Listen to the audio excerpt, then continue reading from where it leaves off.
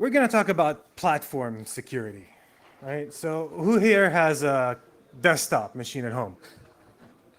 All right, don't be shy, raise your hands. Okay, okay. How many are gamers? Oh, never mind. Kudos, brave soul. How many of you have laptops? Everyone. How many of you can guess the number of CPUs on your laptop? Throw a number. Yell it. It's fine. How many? Three. What? 20. That's you're killing it. A lot. let's put it that way. CPUs. How many CPUs? So let's start talking about the classic desktop motherboard, right? This is a picture I pulled off the internet. I think it's an MSI.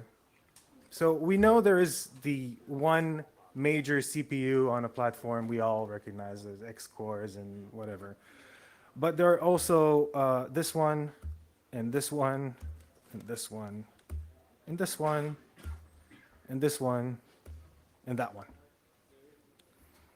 All of these chips on the motherboard have some sort of a processor in them. Either it's an ARM, an ARC, sometimes MIPS. Could be a 8051. 8051. So, mentioning 8051, who here heard about bad USB? All of you. Bad USB is basically an attack based on an 8051 architecture. This is how a modern platform looks like. In this case, it's a MacBook Air.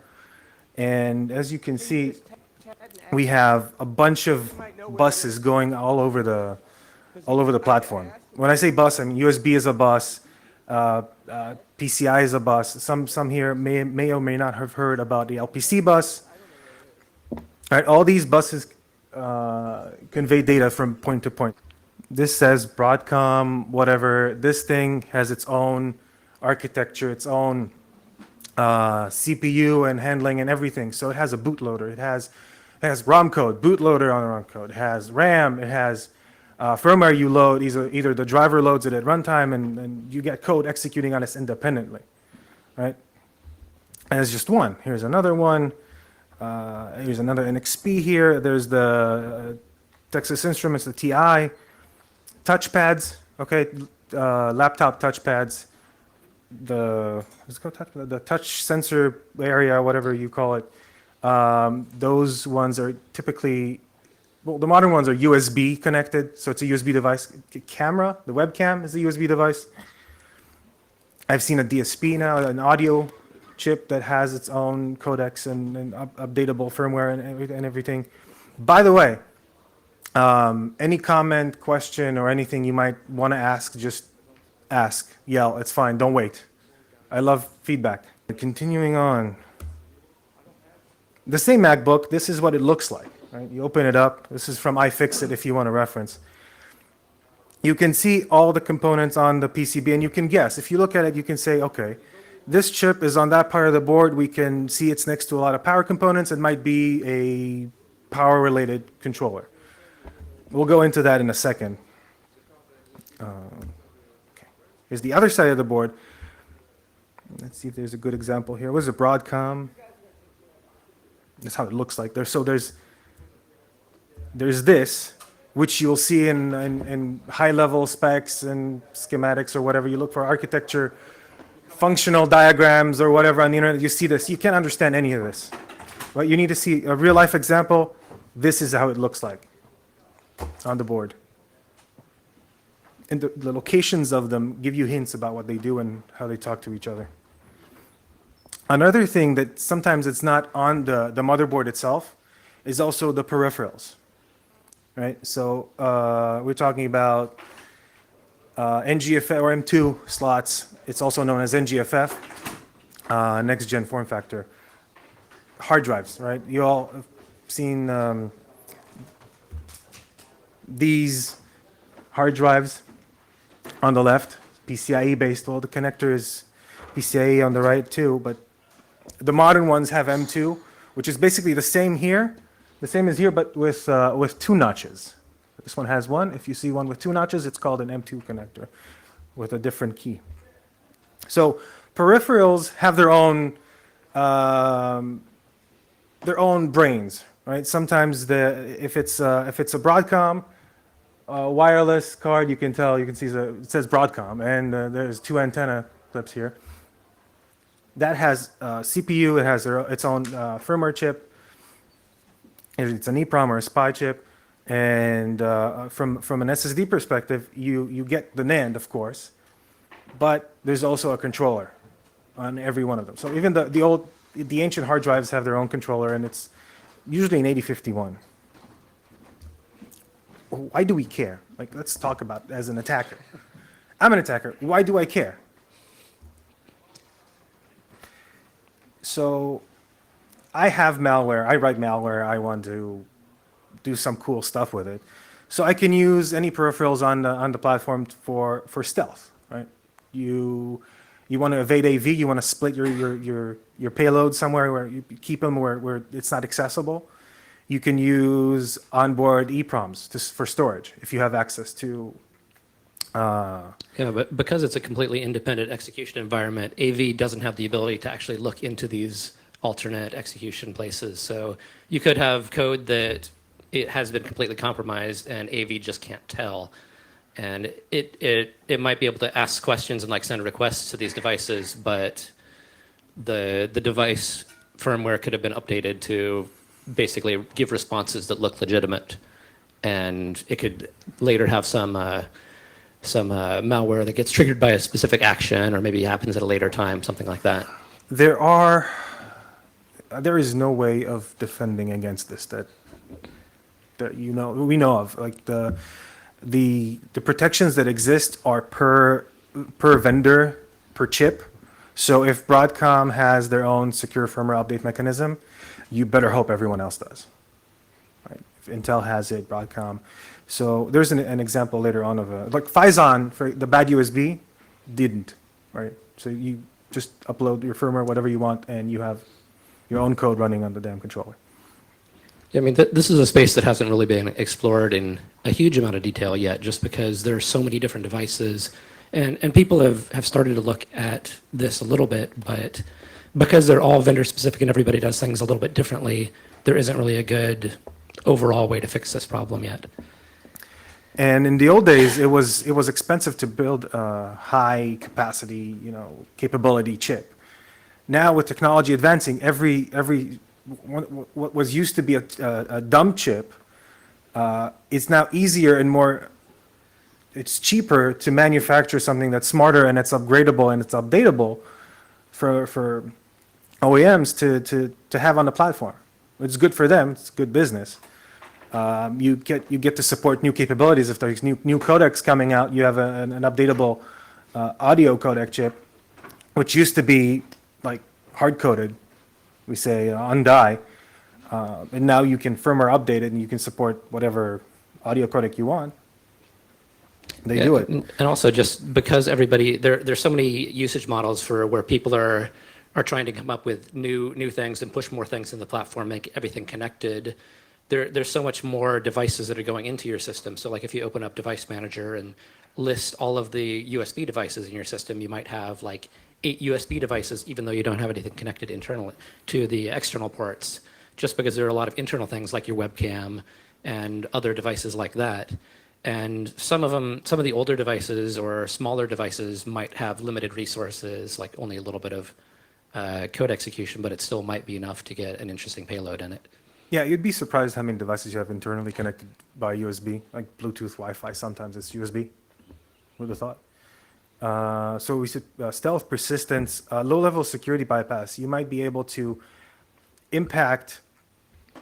So a good example would be malware running on a system attacking a driver of a specific device by talking to that device and having it cause a overflow or a bug trigger in the driver.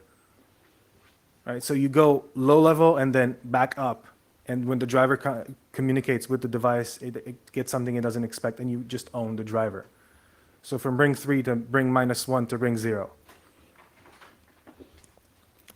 It's with USB attacks, it's possible. It's the easiest example. If I can control the USB, well, let's say this manufacturer string, and the driver is written poorly, and I can put in a payload there, and I can manipulate the driver, then I'm totally owning the system. Yeah, I mean, especially if you have a device driver that is expecting to talk to the firmware that vendor created, they likely aren't expecting it to return certain types of malware or certain types of anomalous traffic back from this device firmware, because they'll typically have like a functional validation plan where they only make sure that it works based on what they're expecting, but they might not. Like if the firmware in the device itself has been compromised, you're more likely to be able to exploit something in the driver through that mechanism. And as Mickey was pointing out, like with USB, you can say, I am this specific device that has nothing to do with what it really is, and just say, I am a Microsoft keyboard, and load that. Or if there's a particular USB driver that you know has a vulnerability, you can say, I am this device, just to load that driver so that you can talk to it and exploit that driver. So there's some interesting flexibility there. Well, data intercept is also an interesting Yeah. concept when you can compromise one USB device and listen to others. Side channel, so you can covertly listen to sensors. So laptops have a G sensor on them, so you can know when someone's typing the keyboard. There's been prior research about phones listening on the desk, and you can tell what password person is typing in by listening to the G sensor on a phone. So imagine how easy it would be if it was inside the laptop already. Yeah, everybody knows about like hacking into the webcam or something. Yeah. So Well, privilege escalation was like the exploiting the driver. well, a lot of people think of like if you have code already running on the system, why would you care about some of these devices? And you can actually use some of the capabilities in these hardware devices that are attached to the platform in order to do privilege escalation, to get access to something that you didn't already have access to. So that is possible depending on the capabilities of the particular device that is connected in your platform. And the fun part is the VM escapes, right? So if you have access from a guest to poorly virtualized hardware, you can, or maybe semi-virtualized hardware, you can access that hardware and impact the host. Now, let's review a little bit of the attack surface. Let's do a thought exercise of some sort. So this would be a MacBook Air. I'm sorry for the example with Apple. This is just the highest res pictures we could find online, and because everyone cares how an Apple looks inside. The sad part is for these chips, the data sheets that you could usually find for each chip online, Apple, it seems that Apple has this NDA signed with each OEM. So when they do manufacture a chip for Apple, you cannot find the data sheet. So we had to find the sister chips or the brother chips or whatever that's close enough. I was gonna look by one and see what we get. So let's see, 8 gigs of RAM. Why do we care about that? So RAM usually has an SPD chip. It's a small EEPROM that holds a few kilobytes of flash that tells the host computer, I am X amount of gigabytes manufactured by this manufacturer, and BIOS sees it, loads it, and categorizes everything, blah, blah, blah. There's been an old attack where you can just change the SPD. If you have 8 gigs of RAM, you say, I modified that till tiny chip content, and then I now have 512 megs. And you get overlapping. And you can, if someone is expecting to write to a different area of memory and it's double mapped, so you can access that area that they think they don't have access to. It kind of don't make sense, I know, but Well, it basically is you have two different explain. physical addresses that map. You have two different addresses that you can send a request to that map to the same physical logic cells in the RAM.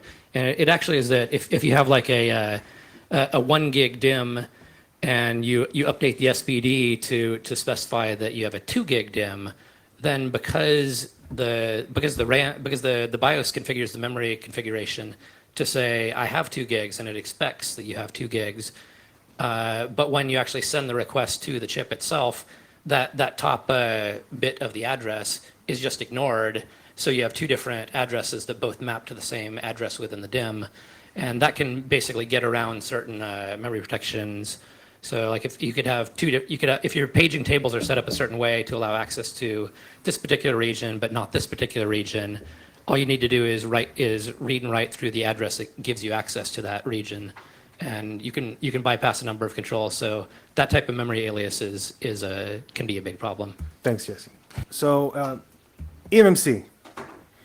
eMMC is following a spec by a group called JDEC. And the latest one is 5.1, I think, or they do it at 5. The latest one I know of is 5.1. And eMMC covers a lot of things. So eMMC, if you have a phone, you have an eMMC chip on it. NAND, some USB chips, USB storage devices have eMMC. SSD hard drives, all of those have eMMC, and they have to follow this spec. So the JDEC spec is about 800 pages long, and it specifies whatever you have to follow as an eMMC chip, you have to do A, B, C, D. And they introduced a new feature, field firmware update. This is new. You can update the firmware on an eMMC chip. You couldn't do that in the past, but you can do it now, which is funny. No mention of security. There is a disable bit, though, but if you don't set it properly, you might be able to update the firmware with malicious firmware and then disable firmware updates, so it was stuck forever with malicious firmware. The NXP chip. So this little microcontroller on the MacBook is this block diagram, functional block diagram that I found for that kind of family of chips. This runs an ARM Cortex M0. That's the chip, just that chip.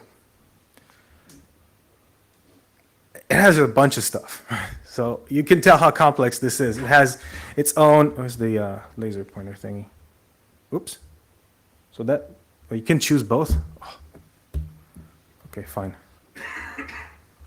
Can't do both. So it has SRAM, it has ROM, it has a flash area, and It has Mondi flash right there. What you all see here, it's on die. This is the functional image of the silicon of the chip, right? So this is what is inside. It has all these things, I2C bus, it has those controllers, it has its own USB device controller, GPIOs. Yeah. It's like, Travis Goodspeed had packet and packet. This is computer in computer. And the thing is, this is... I mean, it's also similar to Goodspeed's face dancer. So Yeah, this has exactly. a USB connection to the platform. So if you have your own custom firmware running in this device, you can basically send whatever, you can have it show up as any type of USB device that you want and send whatever traffic that you want. So you can do very similar things, but it's already built into your platform. You don't need to plug something separate into it. But is there an app for that yet? It's a MacBook, right? Can I get Probably, this in yeah. the Mac store? Yeah, Maybe. maybe. I'll call Travis and find out. These two, they got a temperature sensor and a TI power converter. We don't care about that. Those are dumb chips. Skipping over. Intel fine. Intel is fine. We don't care about Intel. DDR. Who would be batshit crazy enough to work at Intel? Let's look for the fun stuff. Another 128 gigs. That's a DDR. That's probably GPU. Oh, where is this? Broadcom. Oh, so there is a frame. He's a guy fascinated by his own slides. It is a frame. If you see, we're at this point, I screwed up the slides. There is a frame here, you barely see it. If we look at this Broadcom chip on this platform, that's a Cortex ARM3. And it has 60K of RAM, 320K of ROM. That is big, right? So this is code that runs inside the chip that's flashed on die when they make the chip. So if you find a vulnerability, you cannot patch it. Unless you have specific preloading code in the ROM code that checks, do I have patches in a flash area? And if I do, fix it and then do it. But usually, if there is a vulnerability in ROM code, there's no way to fix it. We just have to buy a new one. Yeah, and desolder and solder it back on the board. Another so-called Wi-Fi module. Another ARM Cortex. So we got 3 ARMs so far, and I'm not counting everything else. So 3 is the right guess so far. Yeah, we can skip this. It's another ARM core. This is how it usually looks. It has all these connections to the platform, either UART SPI, I2C, I2S for the audio, and it's probably for Bluetooth pairing for audio. And the EC, the embedded controller, the one that controls all the power stuff, is the easiest way to explain it. That's a Cortex 4. It's another ARM processor. This one has a Mega Flash on it, and it has its ROM. You can see it explains. It has a bootloader on it. The driver lib, it has its own AES CRC, so that's on die, and another Ethernet bootloader on the chip. It explains that the debug interface, SWD and JTAG is the debug interfaces, and so on and so forth. Just lists all the capabilities of that chip. So when vendors like TI, Texas Instruments, make a chip, they make it as robust as possible. Some of these, we can see it here, CAN controllers. So this has a CAN bus. This chip sits in a Mac, right? But they make it for everyone. You want to use it, use it. You want to use it in a car, here you go, it's ready. You want to use it in a MacBook, here you go. Just write the firmware, sign it, you're good. Hopefully sign it. Hopefully, yeah. Maybe not. So, it's an interesting case. There's a company called Pluggable, and they make these HDD docks. And they use a controller that's made by a company called Ass Media. I'm not making this up. And Ass Media, one S, but I don't know how to pronounce it. How do you pronounce it? Ass Media, or Ass Media? I think it's Ask Media. As Media. English is not my first language. As media. Say it like AZ. As Media. There you go. So you Google this stuff, and it's right past the bad USB days and FISON, other controllers. You look for it, see what other stuff is interesting. And I came across this, and in 2013, there was a post in a blog, and I'm not talking about flash.ru, some blog somewhere. Yeah, I got this controller. It has some bugs. Pluggable fixed it. It's something to do with SATA, performance, and 1 terabyte drives and above. And there is a link in that company's page. This is a tool from As Media to check your firmware version. There's another tool to use to flash a firmware image. Oh, the password to flash is this, by the way. It specifies everything. But that's not the interesting part. The interesting part is if you look at teardowns, and I stumbled across this picture in a laptop teardown, and if you can see, there's a chip there to the left. That's in a laptop, and that's the USB controller they use. And it's from the same company. And I bet $100 that they have firmware updates, and it's the same mechanism.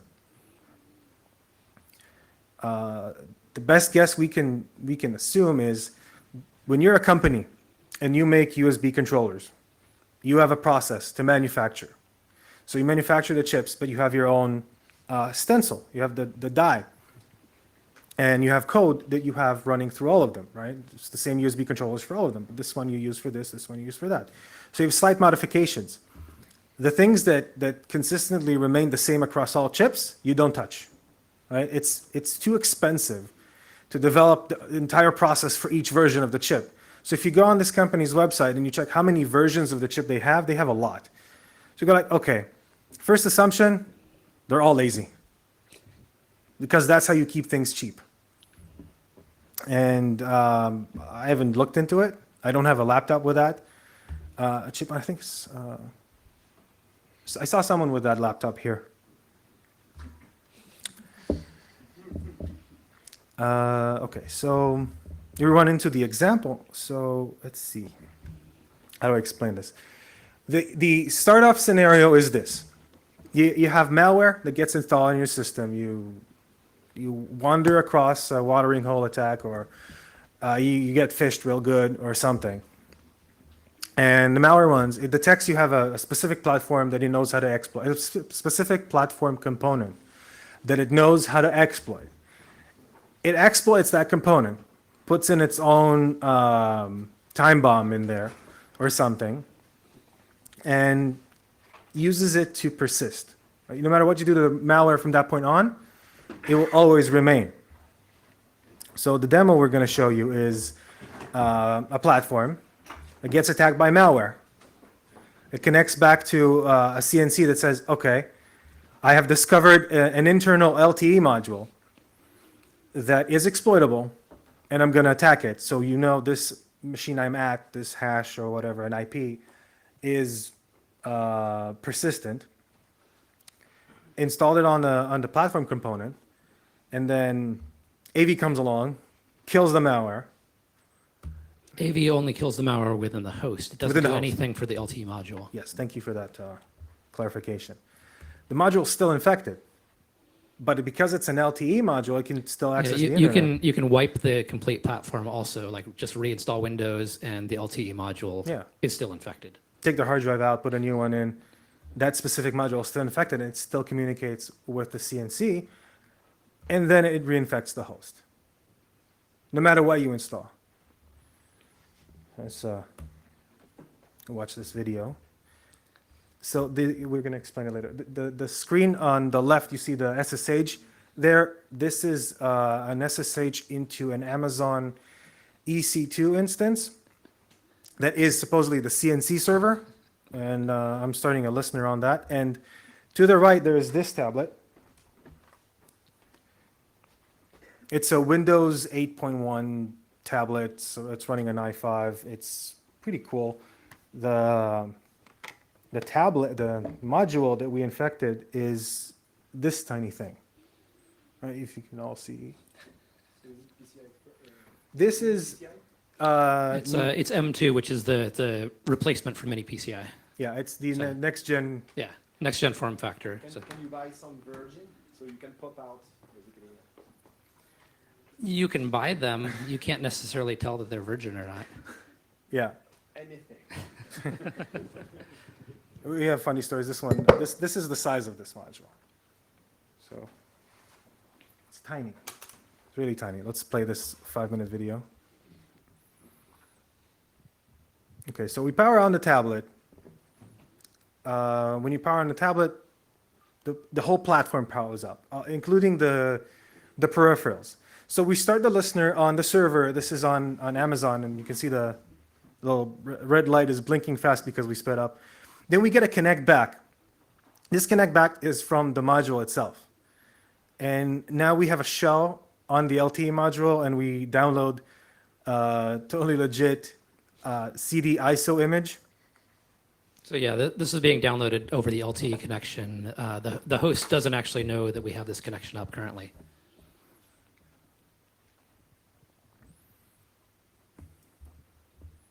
Hold on. So at this point, you can assume this brand new operating system after being infected and cleaned, and the LTE module is still infected.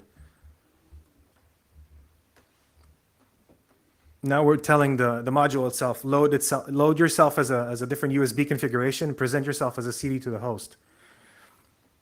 And it's autoplay an executable, and it's just an animated GIF for the hacking in progress GIF that we all love to watch him do that with the printers.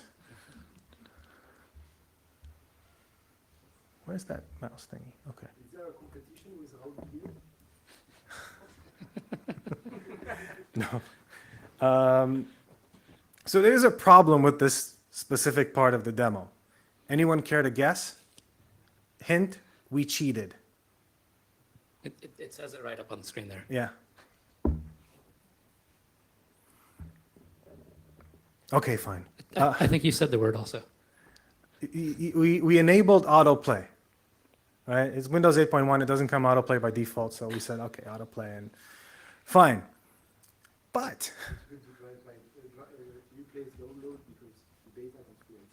yeah, the module itself is independent. We're going to talk about that in a second. It's Actually, wouldn't it be easier to just replace? Wouldn't it be easier to just replace any kind of download that you do, that the user does, of PE that actually has to be executed later?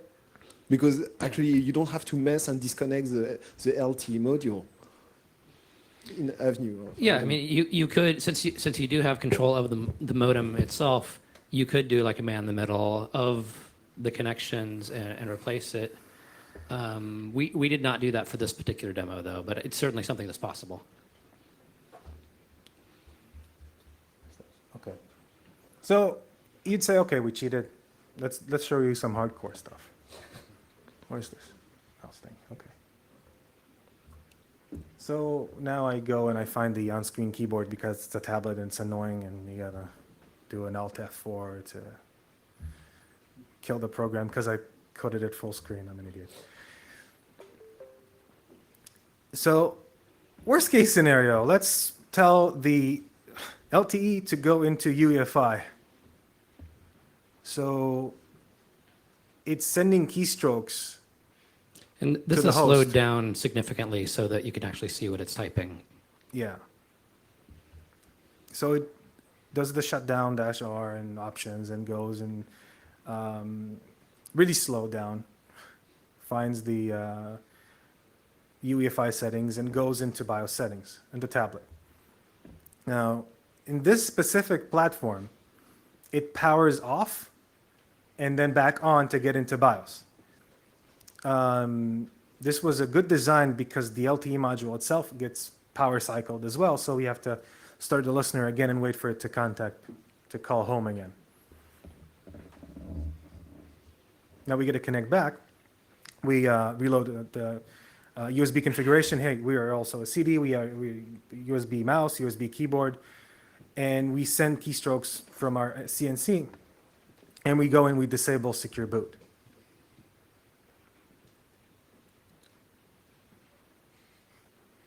It's the key down, arrow down.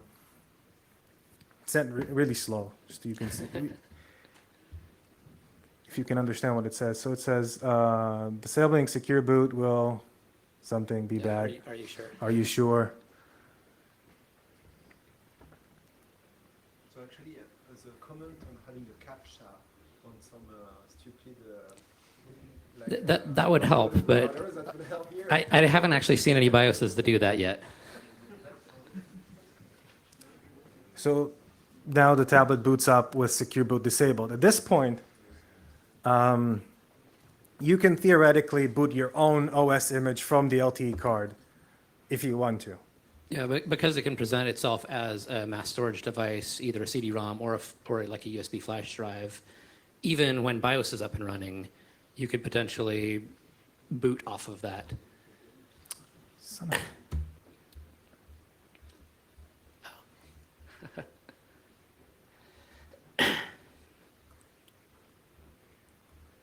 So, so it reboots. We start the listener again. Gotta be careful here. And in PowerPoint video is interesting.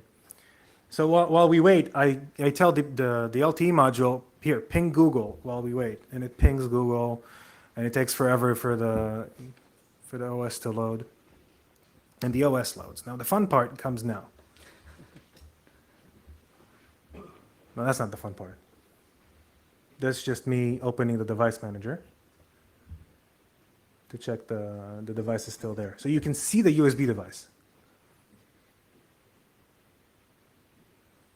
Maybe you can tell, but there's a Huawei module. I'm saying it right? Huawei. No surprise. But check this out. So the LTE module is pinging Google. The tablet is in airplane mode now.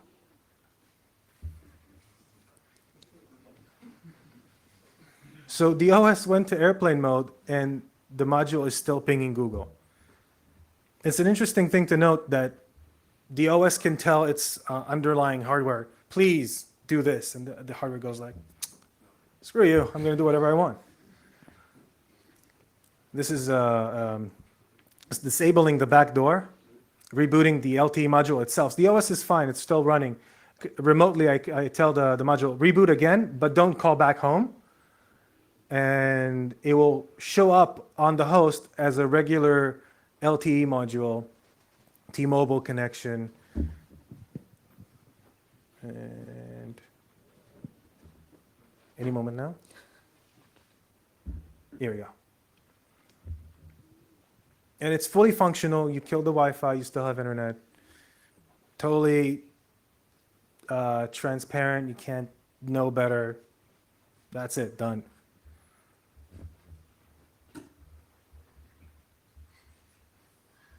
So yeah, the LTE modem, whatever code that you have running in that module can bring up its own network connection even when you think that the LTE module is disabled within the host.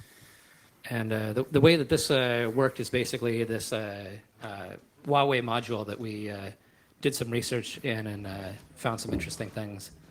And it is connected over USB in the M2 socket that we mentioned earlier. Yeah, M2 has USB 2.0 going through it, USB 3.0, PCIe, a whole bunch of other stuff that so many things I can barely remember. Depending on which key is active, there will be different lines. Like for is this the B key that's used for? So when we say a key, we mean the notches. So, yeah, so the notch there, like the position of the notch. notch, yeah, determines which key it is. So like some will have the notch a different place. Like SSDs will be keyed differently. Wi-Fi Bluetooth modules will be keyed differently. This WAN module will be keyed differently, so that you aren't like sticking a SSD into your WAN slot, even though the socket is the same width. Yeah, so let's dissect the hack a little bit, how we pop this open. This is how the module looks like. If you remove the shielding, you see this is an independent small platform. It has a CPU, it has a NAND, it has everything you need to run a flavor of Android. Yeah, this is basically a Qualcomm core that runs Android internally, and it has its own flash on die. It has its own complete file system. Yeah, so we're breaking it down. We're gonna speeding it through. We got software that runs on the host that is used to update the device. We have the firmware, which is in the software. The executable that you use to update the device is like 100 megs, and funny enough, if we do Windows grep. So If you just run grep, even whether it's Windows or not, you can find the hard-coded shadow password for root as part of the firmware update file, and we were able to crack that in like 3 hours. Yeah, 3 hours. And you get the root username, they got the root password. The next step was, okay, how do we gain access to this thing? Because we know there's Linux running on it. There must be a serial port. So we look in the test pads, and we found out that these two here are a serial port, TX and RX. And we don't have a picture of it now, but at first we had to solder tiny wires to the pads, and it's really hard. So you spend 2 hours or 3 hours soldering these tiny wires on the pads. And then he'd give it to me, and I'd break it. In 10 minutes. So like an example here. We go. This is one of the modules I gave Jesse. It says panic in the back because it panics every time you boot it. So to work around that, we have this development kit. We have it here if you want to come over afterwards and have a look. We basically MacGyvered pogo pins with duct tape and hot glue on a piece of wood that stick out here, and you put the module in this NGFF slot, and it just taps the TXRX, and we connect it to the bus pirate, and we get serial console. And that's it. We have a root shell on the device, and from that point on, then you can log in, start looking at what's actually available on the system, and that's yeah, this is just for like exploration and Yeah. getting a better understanding of what's on the system. So I thought you have a straight root shell because on some embedded, that's what you get. There's no logging. well, this one is this is with the password that we cracked out of Yeah. the firmware file. and the So password itself was a default password. yes, it's the default password for the distribution of Linux that they're running. So Yeah. You could have saved yourself 3 hours and I just know, tried yeah. that from the beginning. right, yeah. We like a good challenge. So once we get access to everything on this platform, we can start analyzing how the updates work, how every tiny process written by the vendor is used, and whatnot. And we did all that, and we came up with this. The exploit Jesse wrote is live Linux kernel patch to patch the USB gadget on the kernel on the card. Yeah, so basically, they were not doing secure update with this module, and the firmware was only protected by a CRC. So it was pretty easy to find the place in the Windows updater where basically when you run the Windows updater, it would recalculate the firmware, the CRC of the firmware inside the module or inside its own file, see if it matched the CRC that was also listed in the firmware image. And if it didn't match, it would just complain and give you a log error about how the CRC verification failed. If you go into the firmware updater and basically knock out that check, so it sends it onto the module anyway, it would the Windows updater would be fine with it. But then when the module would do its own parallel calculation to see does this firmware actually match the CRC, and it would say no, it doesn't. So it would error out. But we basically, I think we patched like 6 opcodes to basically get the Windows updater to recalculate the CRC for us and put it back into the firmware image before it passed it on to the module, and then the module was totally fine with it. So we didn't even need to do any kind of real, like I had like some tools to extract firmware images and rebuild them and put in like whatever file system or whatever kernel that I wanted. But I didn't even need to recalculate the CRC. I just replaced the image and then let the tool recalculate the CRC for me, and it took it just fine. Yeah, it wasn't even, if you do embedded stuff, it wasn't even a compressed image with you got unsquash FS and all that magic. All like unpacked right there. Well, yeah, it was like a YAFS2 file system, so you could just see all the text in complete plain text. And this is an ARM core, so it certainly has some processing power and can do things like RSA signature verification, but they just weren't. So we're going to look at the affected products. If you have an HP laptop, we're sorry. The Huawei module is being manufactured in three types. V for the US market, J for Asia, and E for Europe. Usually in Europe, the ME906E is what HP uses to sell with its LTE-WAN enabled laptops, which are listed there. Yeah, so HP takes the Huawei module and just rebrands it with its LT. I can never remember the model number. Yeah. There are other vendors that do the same. Yeah. You can find that on yourself. We're not going to mention them. It's kind of like shaming. So after we did this presentation at DEF CON, we did a different presentation specifically focused on this module, but we got an email from a random individual that said this. Thank you for your research and giving the DEF CON talk. I was in the audience. Huawei is refusing to provide the ME906 firmware update directly to end users. Instead, they refer to OEM partners, Sony, etc. Who in turn knows nothing about this. Finger pointing. Okay, you can read this. The point is, as someone disgruntled, Huawei is the OEM. They manufacture the device. Their business is to sell it to vendors who rebrand it onwards and sell it. In this case, Sony is, according to this guy, HP, whatever. Then it's the distributor, HP or Sony, to responsibility to take care of its end users. So this is an interesting case. What do you do if you have one of these? You have to wait for your update from HP. I think they released it 2 weeks later. And they had it already and set up, so you can probably Google it and find it. I don't know about the other ones. We only handled this with HP. Actually, we handled it with Huawei because they told us, we'll take care of all the OEMs. We make the module, you find a problem in the module, we'll take care of it. We'll take care of everyone else. So we kind of assume, okay, makes sense. And one last thing, if you do want one of these modules, you can go on eBay and just type in M2 LTE, and these are the first ones that pop up. It's like $40, $50 a module. And that's it.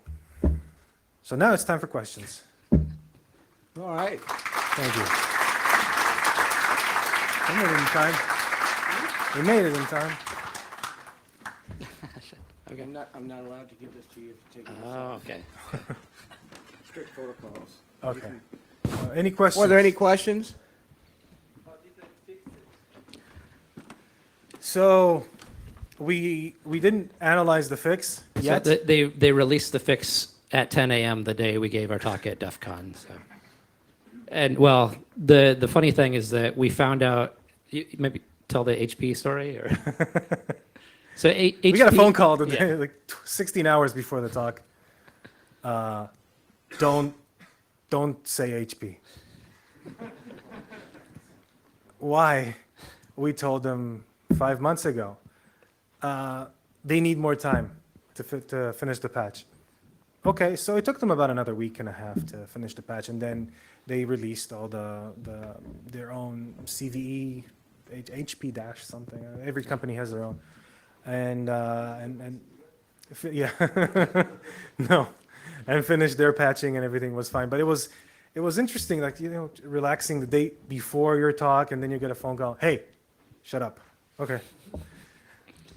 Never happened to anyone except you. Just yeah, exactly. But it happens, you put the vendor in a spotlight, you even give him 6 months, and they need another week to finish testing or something, especially if it's a big vendor. We know how that feels. So, yeah.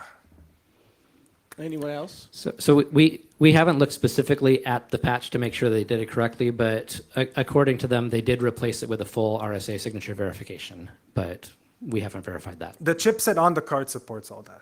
Yeah. Back there, are you aware of other embedded systems into motherboard that are running firmware which are actually complete Linux distribution? Because here it's, the main point here is that the module is running a full Linux. Well, that just made it easier. So, like if you have the same hardware that's running like VxWorks or some other embedded OS, you still have the same hardware capabilities and you could do the exact same thing. It just made it much easier for us to get in and figure out what was going on, because like when we logged in over the UART and started looking around the file system, we discovered it's an Android kernel. It has shell scripts in the file system to change the USB composition to like mass storage device. So it like told us exactly, here's how to go do this. And we did actually have to get this working. Android by default does not include a keyboard in the USB gadget. So I had to basically create a kernel module that live patched itself into the Android gadget in order to enable that keyboard hit functionality. But it definitely it just made it easier to do it in Linux. So it's certainly possible with other firmware that's running on there. We were also told during DEF CON that this module is used in servers and data centers to provide backup. LT, backup over LT in case the LAN fails. Actually, this kind of stuff, wasn't it into, I'm sorry, wasn't it into IPMI related basically components that were connected to actually this kind of communication module back in the days? It were in 3G, but which were already Linux systems. That would make sense. I don't know. I don't remember any case like that, but that would make sense. If you own a data center, you assume everything is secure if you've done LTE, and you have the money. If you have an outage, you want a line, even if it's a cell tower based line, LTE or some sort of cell provider that's not ISP, like LAN. So when is Intel going to integrate remote management system directly into the chip. Didn't that already was the direction with V? I've heard that might happen eventually. Yeah, I think they released some chips, the V series, a kind of V Pro, whatever. I wouldn't know anything about that. Whenever I find an Intel employee, I'll ask them. No, I would like to hear about that. I don't know anything about that.